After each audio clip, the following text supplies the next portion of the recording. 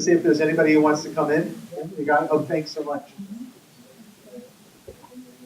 So for this next keynote, I'm really privileged, whether it's been to introduce, whether it's been at the managing editor of Wired magazine, or the founder of Next Agenda, which is a platform for crowdsourcing our global problems. Our next speaker has been at the forefront of the digital age for 15 or more years. And so it's a privilege to be able to introduce him to you today, Peter Light.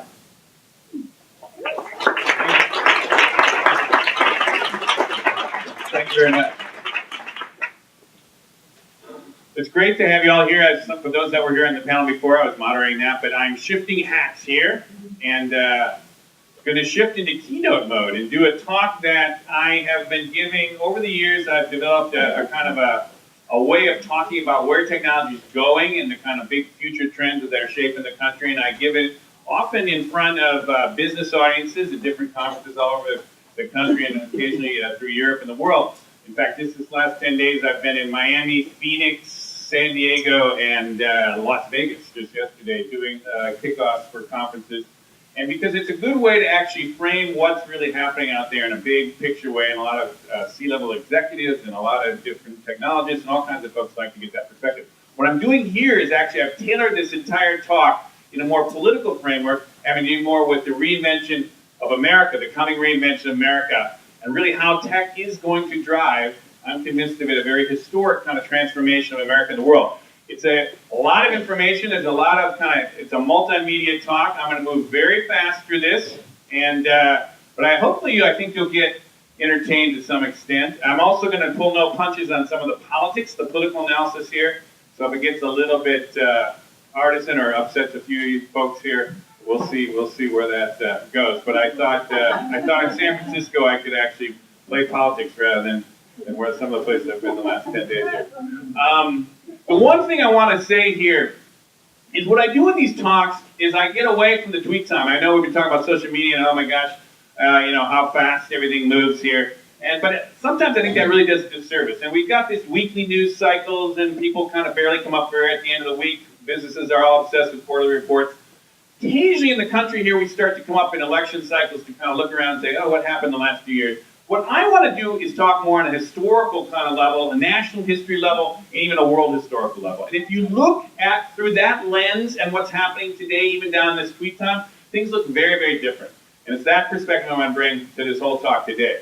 Now, if you take that perspective, I think there's a lot of evidence that essentially America is about on the verge to go through a very dramatic reinvention, basically, a period of about 10 to 20 years of quite dramatic innovation. Now, what happened is before in history, this happened a handful of times in history before. What drives these periods are two fundamental things, both of which we're seeing here today. Actually, am I in the way? Can you see it? They want me to stand here to get on the camera, so I can't. But the two things I think you should be thinking about, one is there's essentially deep structural change to the fabric of the economy or society. Like you go from an agricultural economy to an industrial economy. We're talking that kind of level of structural changes.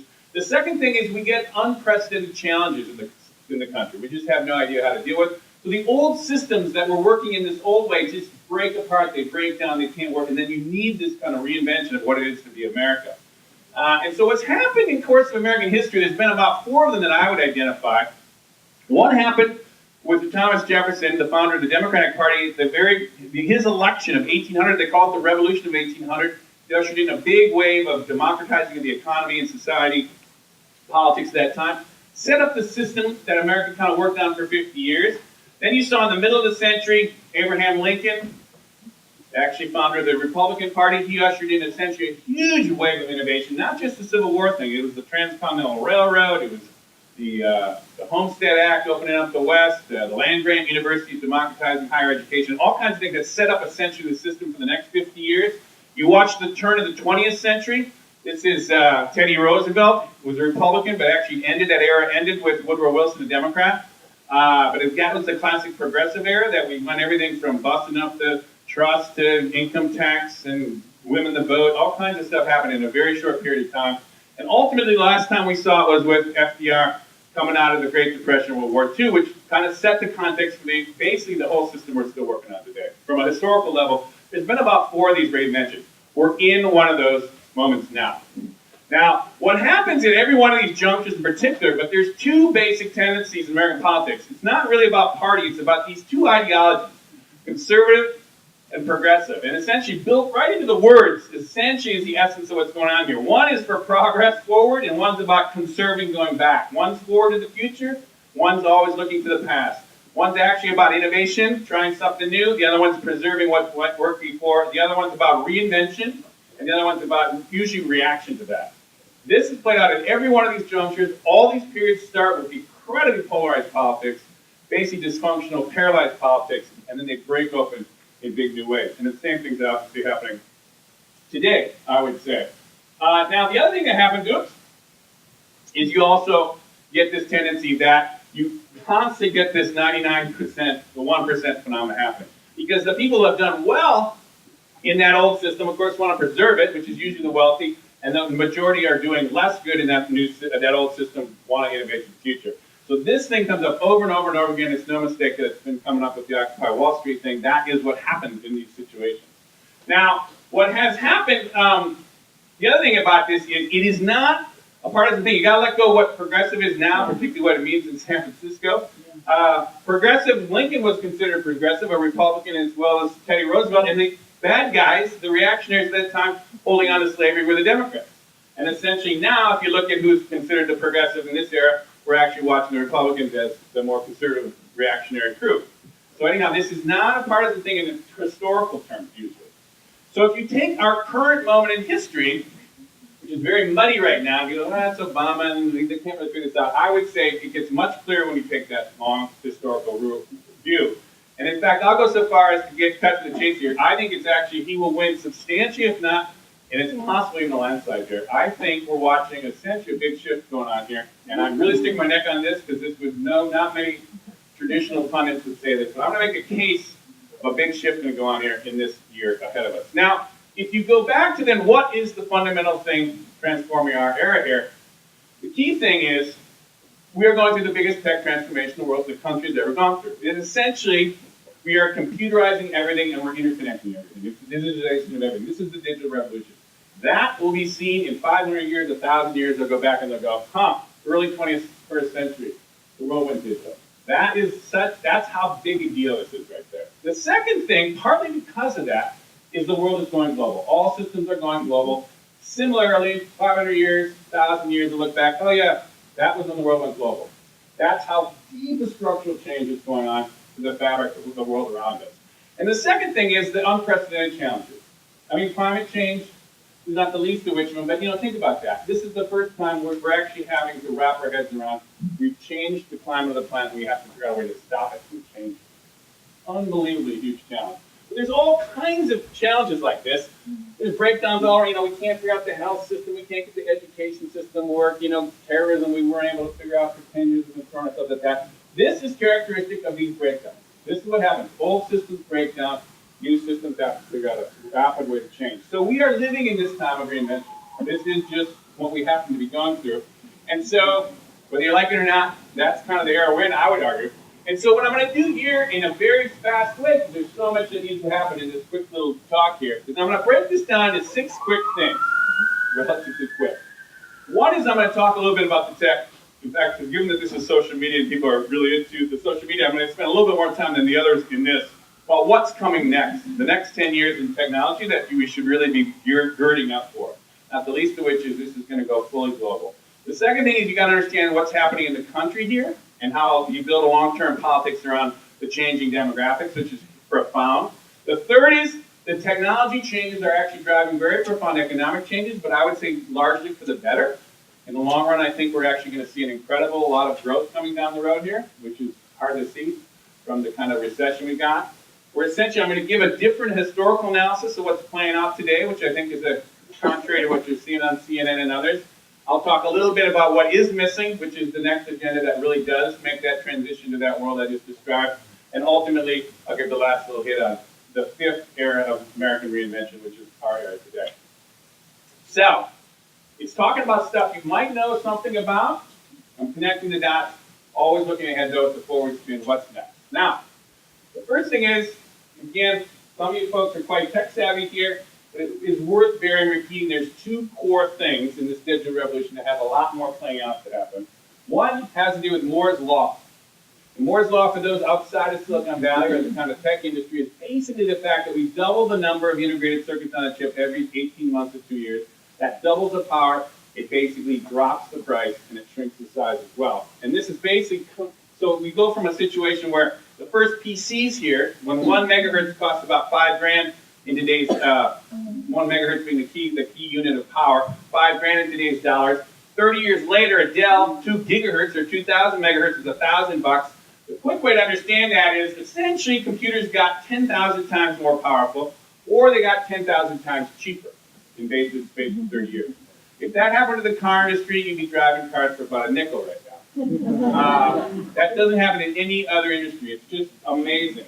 So what's happened is if you took a supercomputer of that time of that Apple II computer, which cost you about supercomputer, the fastest computers, this is another way to measure computers, is megaflops, or its clock speed, cost you 31 million bucks. That essentially is an iPad 2 right now. Wow. And that iPad 2 chip just flipped into the iPhone 4S. So these things are essentially $31 million for the computer. And they got about another 10 years to go of this Moore's Law. So eventually those things are going to be about 3 times more powerful, or not just 3 times, double again 3 different times, and will ultimately drop down the price. So these things are amazing dynamic running through. The second thing is the interconnection of everything. And that's another thing called Metcalfe's law, which we won't go into right now, except to say it's a similar exponential aggregation of networking that's been going on over the world.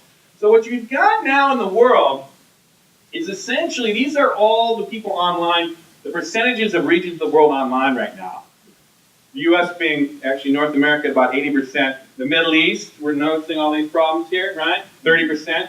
If you go back just 10 years to the turn of the century, 2000, we were only as much as what's in the Middle East right today. And all those folks 10 years ago, 12 years ago, didn't even have essentially nobody online except the super elite. That's what's happened in the space of basically 10 years. So what's happening now is you've got a third of the people on the planet now, about 30%, who are essentially online right now. You've got 75% of people on the planet have cell phones now. Wow. 15 years ago, most people in this room wouldn't know. A lot of the young folks wouldn't even been having them for sure, but even adults here would not have had a cell phone. 15 years, we got 75% of the planet holding cell phones right now. Well, what's going to happen in the next 10 years, which is where you got to go, is they're all going to get online. For sure, everyone's going to get these thin telecom lines. The internet will go right on the backs of the voice line, and then broadband is going to go right on the backs of the simple kind of internet connection. And so ultimately what you're going to have in 10 years is everybody on the planet on broadband holding these $31 million supercomputers, or something equivalent. That's a huge deal. That is a huge shift. And so we got to get ready for that. Now, the quick other way to think of and then what's happening is, Greece, Egypt, now in Russia, and this is, again, a manifestation of the technology leader connection. Huge changes coming. Now, quick ways I'm just going to review for the social media folks here, what's coming next in these spaces. The thing you got to think about is the mobile future here and the powerful devices.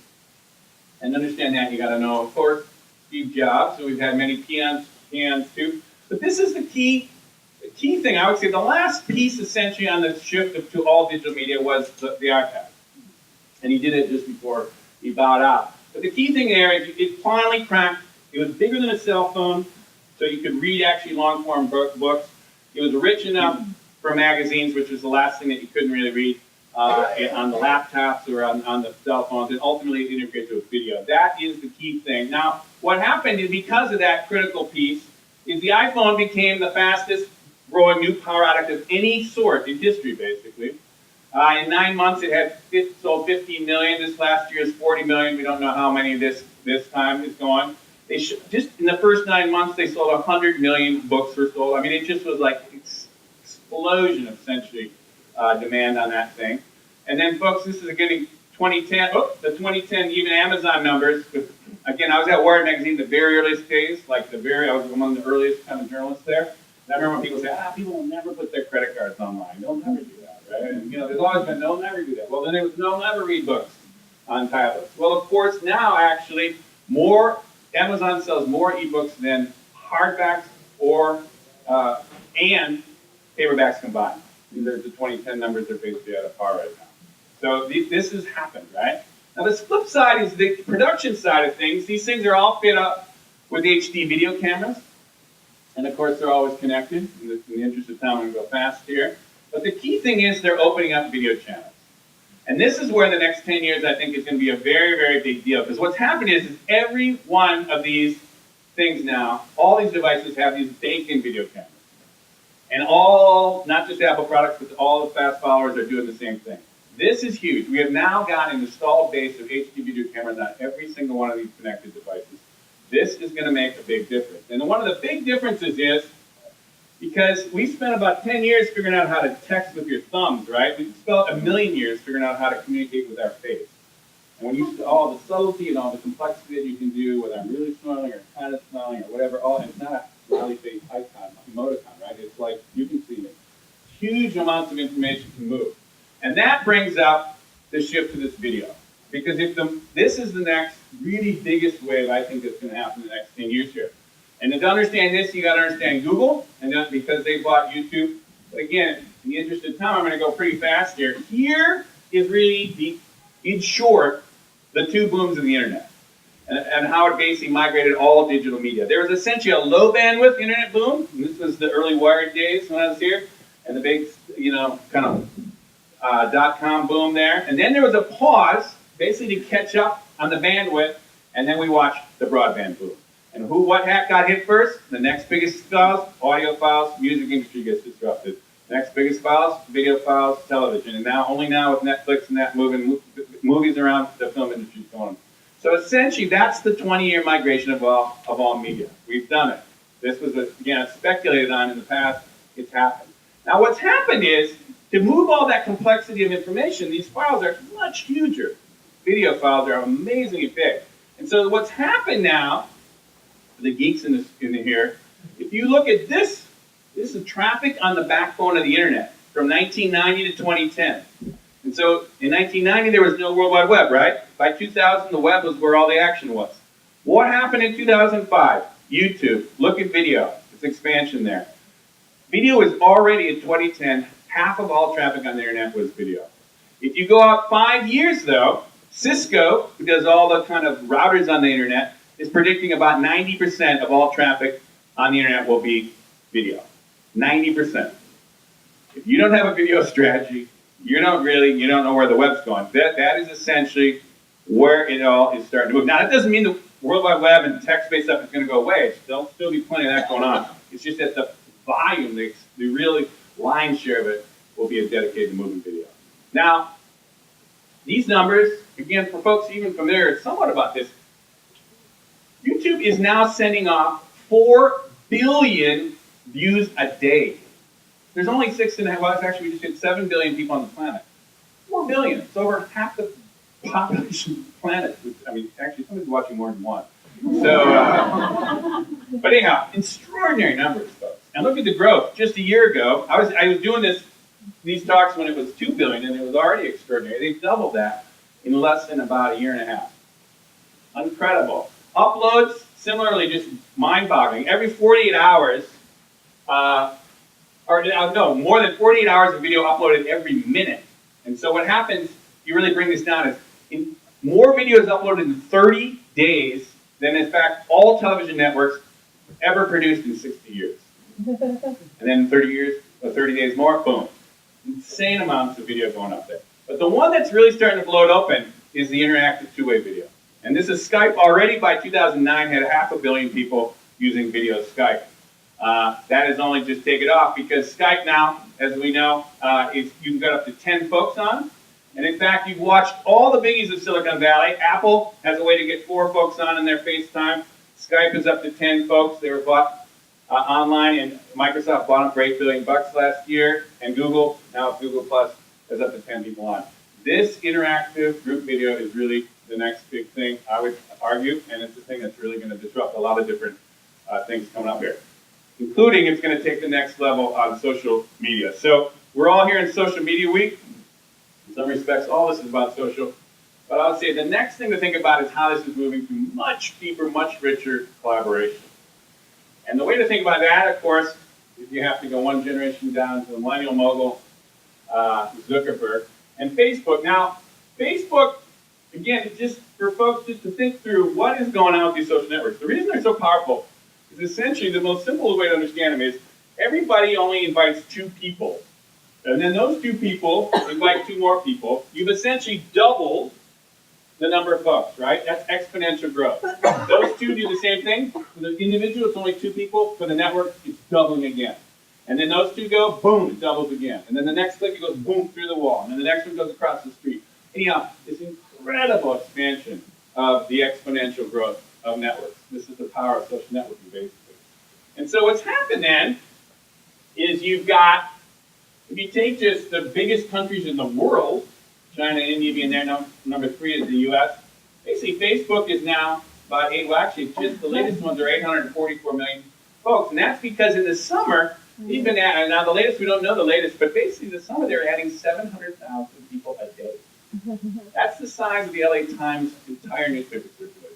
And then the next day, another 600. And then the next day, another 600. Insane amounts of gathering. Now, again, people are familiar with how, the numbers here, but this is world historical kind of thing. Of course, all these are following the same hockey stick. This is Twitter numbers going right through the roof. But here's the one thing, a forward spin of it I want to get to before we keep moving, because we got to move so fast. I think Google Plus is a really interesting development here, because I think what it's doing is, yes, it's kind of a Facebook kind of challenge to Facebook on the social networking.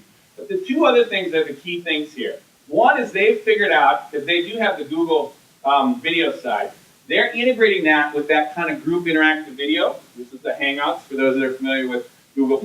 And they also have all this expertise on essentially really, really well done wikis, collaborative tools that you can do in the work environment. These 3 things combined makes a much more effective virtual collaboration. And I think this is essentially a way to think of social media. It's not going from likes and pluses and commenting to a much more complex, much more rich, much more elaborate collaboration between very sophisticated folks and on very complex topics over time. And this is essentially an early stage way of looking where it's going. So another way to think about it is, we started with physical meetings in the 90s, and we kept thinking, and this again, I've tracked my whole career at Wired, oh wow, you can use this email thing to supplement your meeting. And then it was like, oh, we can instant message or something. What you basically had is this proliferation of tools that we kind of cobbled together to make that physical meeting work better or connect between phones. What's happened in about the last 6 years is all the biggies have been trying to get a much more integrated solution together. In fact, there was the ill-fated Google Wave, for those that remember that whole thing. I was very deeply invested in that, frankly. And lost. I literally bet a company on that. And then they stopped development, and the company basically was, we had to switch the business plan very quickly. Anyhow, there's another generation now of startups, Jive and Yammer, who are trying to take it in a more startup-y fashion. There's a few more things on the horizon, but ultimately where we're starting to go is getting toward this dream of a much more complex virtual meeting. This won't do away with conferences. People will still get together physically, but it will dramatically enhance the ability to collaborate over space and time. That is a huge development, and it's going to have a big impact in the next 5-10 years. Because you'll get this kind of work, and there's that kind of Obama cabinet where you're looking at the same thing, you're looking at each other around the eyes. You can do this virtually. It's not quite there yet, but it's to the point where you'll be able to do that in a much more sophisticated way. Now, this one I'm not hooked up to the sound here. So some of you might be familiar with this, but I use this often, and I think we don't have the time to really go through this, but it's essentially the virtual choir. If anyone's actually seen this thing happen, it's a really beautiful way of people stitching together like hundreds and thousands of folks together through video. I wish, I think, well, I guess we could do, let me just do it, see if I can do it.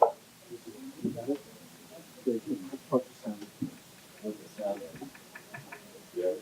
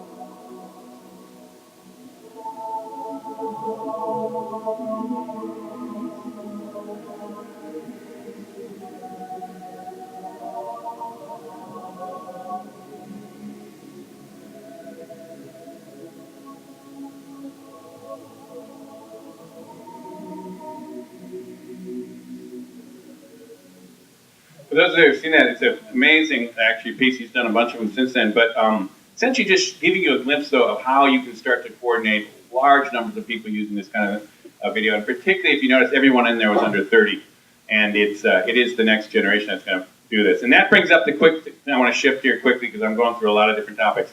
There's one thing about the technology that's driving through this era, which is just mind-blowing, and its power and its sophistication of what it's going to be able to do. The second thing is we're watching a huge, huge demographic shift in the United States that actually bodes well for long-term change-oriented politics. One of it has to do with the millennial generation, the young people in their 20s and teens. And a lot of people in the school here, obviously, are right in that generation. It's an extraordinary generation, and it really is going to make a big impact on the country. One of the ways to understand it is if you look at this is an age pyramid in the country projected out to 2015. Old people at the top, young at the bottom, men and women on either side. This is the boomers, essentially, and there's a lot of talk about how, oh my God, what are we going to do with all these old people? That's a whole other question we can talk about.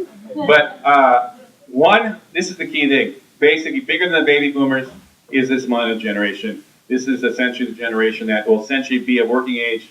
Everyone will be 19 and over. In 2015, they will essentially be the guts of the economy. Will also be the ballast in politics. And so to understand that crew, you got to understand a little bit about the millennials. I literally do a whole talk on this whole thing. But the quick thing to understand: super empowered on these tools. Nobody knows it better than them, as we just mentioned, as you just saw from that incredible kind of use of YouTube. Most highly educated generation. This spider hand-wringing about education is actually incredible kind of opportunities in education for most of that generation. It's the most global generation.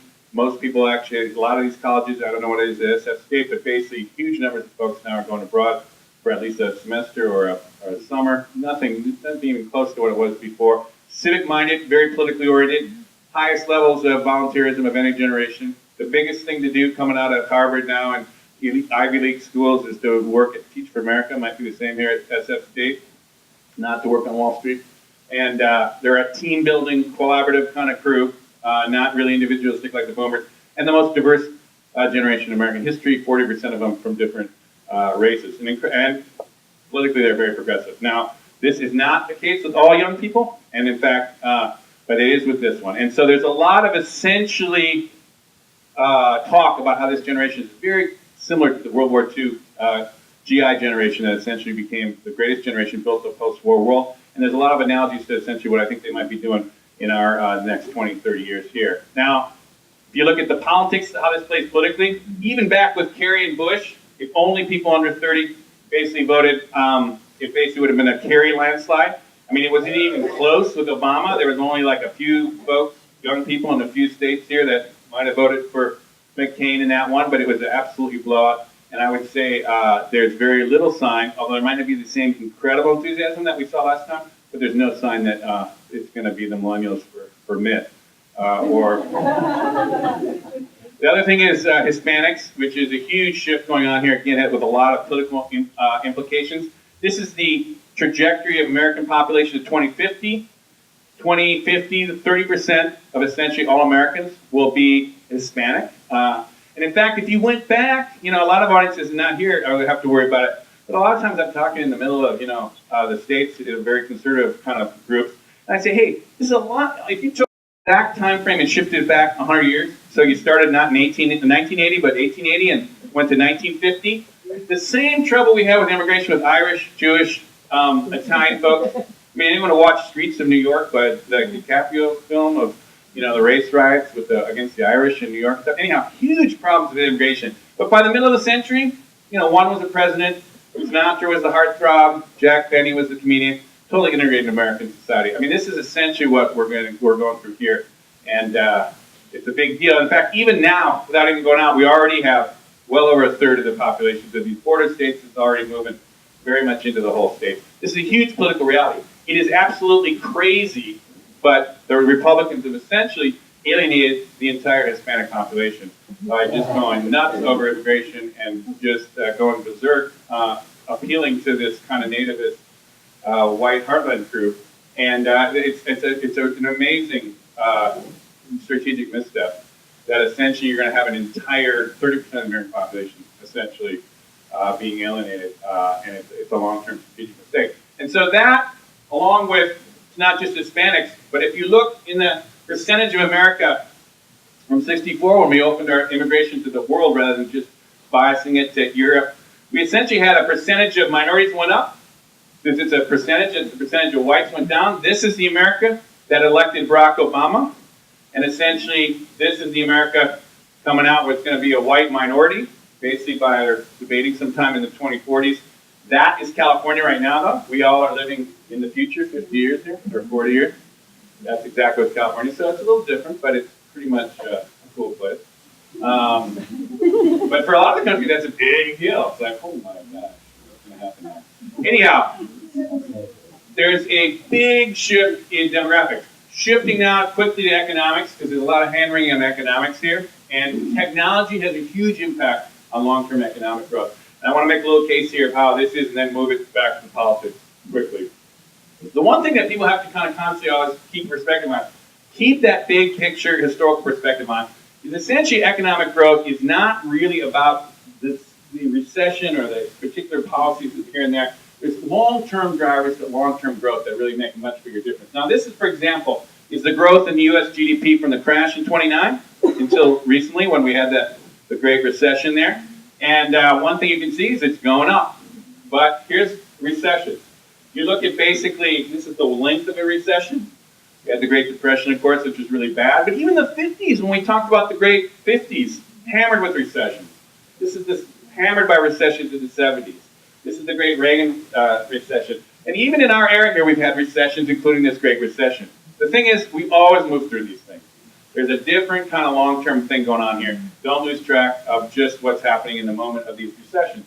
Now, what's going on here, I would argue, this is controversial, but basically there's two key things. Is core technologies drive long-term economic growth and integration into larger and larger markets to it. And there's a great analogy I would make a case that what happened in the great World War II boom, essentially post-World War II boom, is basically happening today. And that's the key thing is World War II ends in the 40s. All these technologies developed in that war, mainframe computers, atomic energy, plastics, all kinds of stuff move into the private sector. That's one. Two, you got half the world, the free world, integrates under the same economy. And so what happens by the 50s? America loves technology, open to new, in the most open market. We're booming in the 50s, right? By the 60s, Japan, Germany, everybody's on their feet. We're all booming. Ultimately, we only choke off that growth with the great oil choking off the lifeblood of that industrial economy. But we had 30 years of a huge, incredible run. If you take basically our era, folks, as much as we think back and we don't think it's been that great, we essentially have had a very similar situation. Cold War ends. All these technologies that I was just talking about, all developed by the military. Computer chips were guiding missiles, cruise missiles. Internet was to communicate in nuclear war. Spy satellites, give us the GPS and all the things that we use Google Maps for right now. All moves into the private sector. Second thing is you took not half the world, free world, but the entire world, the whole world on the same global market. So what happened? 90s, US, we love the tech, we're the most open economy, we're booming, just running roughshod of everybody. And then what happened the next decade though? We might not have been doing so good. We've been wringing our hands the last decade, but the world has been absolutely on fire, folks. I mean, not just China, India, Brazil, Turkey, all these economies were just on fire, just like Japan and Germany were back in the 60s. And ultimately, we're in this transition of here of what are we actually going to move out of here. But I would argue, from a global perspective, there's been a huge boom here. In fact, this is global growth rates for the last century. But we are now still going through a huge, long boom here, as they say. We've got about a $65 trillion economy. And the thing to remember is the U.S. has had 25% of the GDP of the entire world for the last 40 years. As much as you sit here and go, oh my God, China's rising. No, we have the same percentage of the GDP as we had 40 years ago. America is definitely in that game. And what's happened essentially is a lot of these industries of America, I just want to put this in for the people wringing their hands about, oh my God, what's America doing? For the top industries in America, Silicon Valley, Wall Street, Hollywood, American military, everybody comes here for higher ed, healthcare, people come, anything innovative. It's not just America doing well, we're doing well at the top of a globally integrated market. And so this is what's behind the situation with this incredible wealth being made by the top end. So here's an example. That's the population of the United States right now, 307 million. That are the unique users to YouTube in a month, unique users to Facebook, and every month over 1 billion people basically hit unique visitors visit Google. They're making money on a lot more folks than Americans. And so you've got this huge kind of thing going on here. And of course, it's literally happening, folks. You should take a little pride in this, is that from a global perspective, all the key players in essentially the 21st century key information technologies are, basically within about a 20-minute walk. That's what depends the traffic here. It's an hour drive. But everyone I mentioned here is like, boom, right there. Actually, this is my company there, so nobody knows me. Anyhow, what's happened in this case, though, because of that 1% thing, you're watching a situation now where we're back where we were in the 20s when we had crazy economic kind of technology changes in the 20s, where the 1% is taking the lion's share of the wealth. But also what's been meaningful about this is this has to do with policy. Because if you want the backdrop of that, is this is the tax rates for the top tax rates in the country. Believe it or not, folks, in the 50s, you were taxed 91% of your salary if you're basically at the top end. And now it's about 35%, and unless you're Mitt Romney when it's about 20%. So anyhow, this is a policy thing. This is the great flattening of the post-war boom group. They spread the wealth in a different way. China, everyone's always freaked out about China, and I'll just do a quick last couple things here and then move to the politics. But if you look at the numbers here, this is the big shift in the 21st century. This is American GDP to 2050. Goldman Sachs numbers. This is China, going to surpass us. They're trying to figure out whether it's about 2040 or when. That's India. That's Japan. And this last little one here, that's Germany. And so if you look at 2050, the biggest economies in the world, or not the biggest, but these will be 3 biggies. This was what the 20th century powerhouses were, and they'll be irrelevant in the 21st. This is why people are, rightly so, reorienting towards Asia. The thing that is definitely, though, I think hysteria is, and this is, I was a former correspondent for Newsweek actually in the 90s here, or in the 80s, and late 80s. And I want to just relate this story. Is at that time, in the 80s, it was all the story was about how Japan was basically going to, their economy was booming, ours was all crap, and we were all going to work for Japanese companies. And then about 1990, no one saw the regeneration, the reinvention of the American economy through technology. No one saw, essentially, Japan going into a long-term funk. I would argue, this is not a solid exact argument, but I'd say it bears pausing to say the last 10 years we've been watching the same hysteria over the rise of China. I would say we're due for this reinvention of American economy, which I think we're well underway, and ultimately China, and I could spend more time on this, they have got pollution problems, they have got poverty problems, you wouldn't believe. They have moving peasants in from the villages into the cities. But anyhow, their main thing they got to do is they've got to move through the political problem of transition to democracy. No country ever in history has grown a middle class that robustly and actually not had a seat power to democracy. It just doesn't happen. They've got 10 years of a horrible transition. I would much rather have the hand dealt us than them. And in fact, that is one of the things where I think of them as strategic partners, not as a real problem. Now, so here's how I'm going to bring it back to politics and give you the political analysis to wind down the talk a little bit here. You've been taking this big picture history of the power of these tools. We've been talking about big shifts in demographics. We're seeing how the long run of economics in this country and the world is really happening, and where essentially American prospects are still quite good. And so let's look at really what is really happening in politics right now. And I think this is going to be borne out. If you're looking back in 50 years, or even 20 years, 25 years, they'll actually have a crystallized version of what's happening this cycle. And it's a little, but right now, if you're watching CNN and Fox News, you'd have no idea really what's going on here. Or you have a very different view, let's put it that way. But essentially what is happening, according to that analysis I gave you before, is these two basic things are playing out totally classic here in our terms of the current politics. I mean, really what you've got here is you have got essentially a run of conservatives have been at this run for about 30 years now, and they're at the last kind of squeezing down the same formula over and over and over again. They are trying whatever they can to go back to that old thing.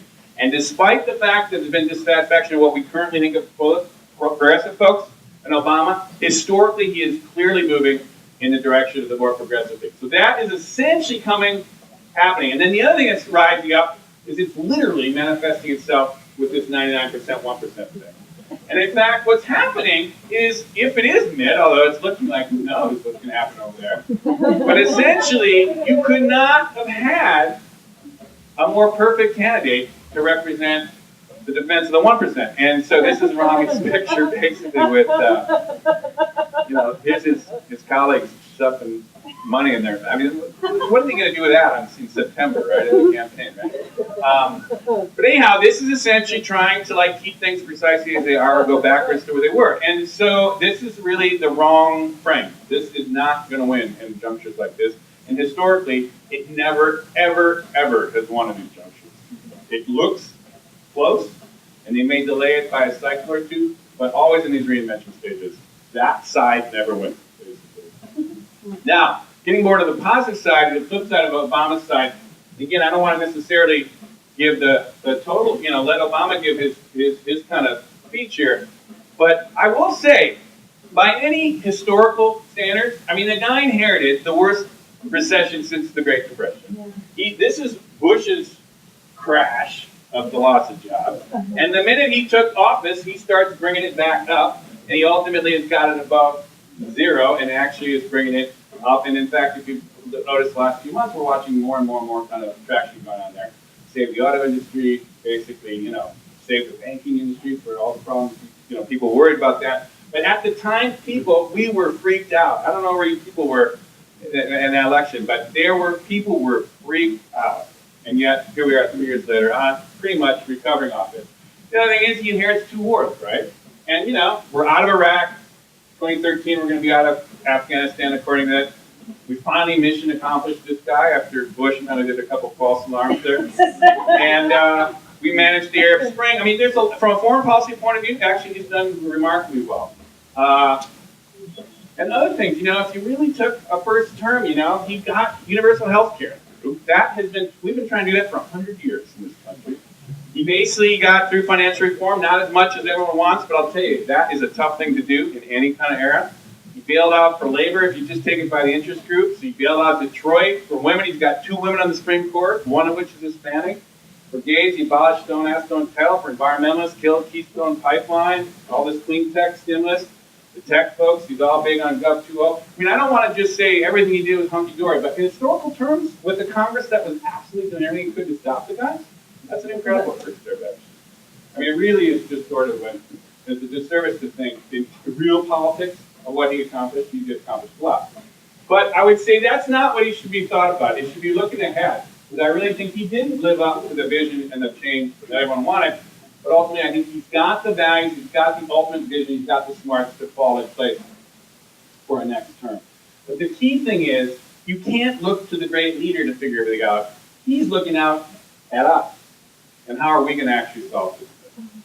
And with that, I just want to do a quick couple things on that. One is, this is the opportunity where social media can really start to change things. This is where this technology can scale on a level that we've never seen historically. This is essentially, because of that scale, the numbers of people you can get involved, you can start to do something like they call parallel processing in computers. These are server farms. When Google uses Google search, what they do is they take your little question, they whap it into a million different parts, and they distribute it against all these little smaller computers, and they all do a little bit, and they come right back through kind of fiber optic connection, and in the space of that second, they distributed that problem, and parallel process it, and give you the final answer in the blink of an eye. That's essentially the distribution of, in a technological sense, what goes on. But what happens with great skill in any technology is you can take all these great issues, break them down even further, and actually manage it in a way that you can't do sitting in the White House with a staff of about 100 folks. You can start to scale on huge levels. And of course, as I mentioned with that video in particular, you're starting to stitch together a country where space and time starts to collapse. Now, if you start doing that, and I'm going to do a little pitch here. Oh my God. Sorry, hang on 1 second here. I want to give you just a quick thing here. I want to give you something concrete about that. And also I have a little vested interest because this is a company that basically started. I co-founded here with Jamie Daves, who's in the back here, one of the co-founders. And I just want to mention, that just as an example, one startup trying to use these tools in a new way, but in a way that actually could start to make a difference. Yeah, now a long pitch was just a basic thing. We're taking these videos and all that, and we're starting to make online learning labs, essentially towards civic innovation. We're starting to get folks that essentially start taking on problems, taking on things like how do we change the food system, how do you scale up sustainable agriculture, these kind of topics. We're essentially taking advantage of those three technologies we talked about there. Interactive video, incredible capabilities, all these collaboration tools that we talked about, and ultimately all the social networking tools we know about. These three core technologies, this is one way we're going to integrate them into learning platforms. Others are doing it in all kinds of different ways. Big changes here. We're essentially catalyzing these conversations around civic innovation. We're essentially virtualizing them, getting them online through this online video, interactive group video that scales up to hundreds of thousands of folks. Ultimately democratizing it so people can collaborate around those kind of new ideas and add their innovation to it, and ultimately commercializing it so it's all economically sustainable and everyone's incentivized. It's just our way of doing it, but this isn't pie in the sky, folks. This isn't people just waving their hands like, oh, we'll somehow figure this stuff out. These tools are actually coming together or making them work. So that's our thing there, and we are actually launching a kind of reinvention theme along these lines coming up in the end of the summer. We're hoping to have the platform up, where we're going to actually have 100 different people to actually do what they can to actually innovate in all these different fields that will make an impact on reinventing America in the next 10 to 20 years. Now, to wind up here, I want to just bring it down to the historic perspective. The story that I think people will actually be looking at in about the next 25, 50 years. And to understand that, we should think about, okay, what happened the last time we went through this? You think, well, how are we really going to pull this thing off? How are we really going to reinvent America? How are we actually going to take on climate change and the rest? Well, if you go back to the last time Americans did this, essentially they were faced with their own set of just mind-boggling challenges. They had the Great Depression, their financial collapse, rise of Hitler, wars on two fronts, communism rising, nuclear war. Nuclear war was their corruption. They actually thought there's no way we're going to stop nuclear war. They were assuming we were going to have nukes going off and there was going to be serious, serious damage. So what they did, though, is they took their technologies at the time, they took their human resources. This is essentially the cabinet of FDR. This is his Vannevar Bush, his chief science advisor. Their technologies at the time were, here's the typewriting tools, wasn't quite our technology. In fact, Vannevar Bush, that science advisor, was the guy who ultimately was the first guy credited with looking towards the World Wide Web, how we'd have machines to connect all the world's information. And ultimately, they took, in the space of 15 years, they got us out of the depression with kind of a new kind of economics, Keynesian economics. They contained communism, got a kind of nuclear stalemate, nuclear balance, contained it. In the space of 3 years, built the World Bank, IMF, United Nations, just wholesale in 3 years. They basically came back and had the GI Bill, they had the Social Security, FDIC mortgages. These things didn't exist. They happened in the space of 15 years. And so now we look back and go, oh my God, how did they ever pull that thing off? Well, essentially, they're no different than us. This is that kind of, I know there's been people kind of disappointed in the last time we saw this thing, oh my God, we didn't quite live up to it. But we still are actually in the beginning of this story. And I would argue, essentially, we are on our way to making this transition to this all digital, all global transformation. We are basically on the verge of taking on all those same challenges, our era's kind of big challenges. And ultimately, we've got our era's innovators. I mean, Zuckerberg, he's got a good 50 years ahead of him left, right? I mean, the guy's only 26, is it, or whatever? I mean, we have a stellar group at the very tip top of innovators, but also we've got incredible innovators all throughout society. I mean, here's just one example of human resources. There were less than 5% of Americans in World War II had a college education. Now it's 30%. So we've got essentially 15 times as many college-educated people. Not that that's the only metric of innovation, but it's not a bad place to start. But the thing that's really amazing is if you can imagine going into FDR and saying, hey, Mr. President, I got this thing that you can ask any question in the world and get back all the world's information in a second. He would look at you and say, You're insane. Get out of here. Everybody said it's magic. But of course, it's Google, and everybody has it. And it's, we all are walking around with it. I mean, it's an incredibly extraordinary tool. And so we are totally capable, more than any other generation, any other era of country American history. We are more than capable of making that transition to that whole digital future, making that transition to that kind of global reframe of our system, basically making the transition to the sustainable society that ultimately we have to do in the course of the century. And ultimately, folks, really in about 10, 20, 50, 100 years, they'll look back in history and say, you know what? Early part of the 21st century, that's when the world went global, that's when the world went digital, that's when the world went sustainable, that's when America reinvented itself one more time and basically helped lead the world to this new kind of system. And so with that, I would say you got to think about what you guys can do to that. It's not about anybody, it's not about the great leaders, it's about all of us. It's all of us together. And with that, I would say thank you.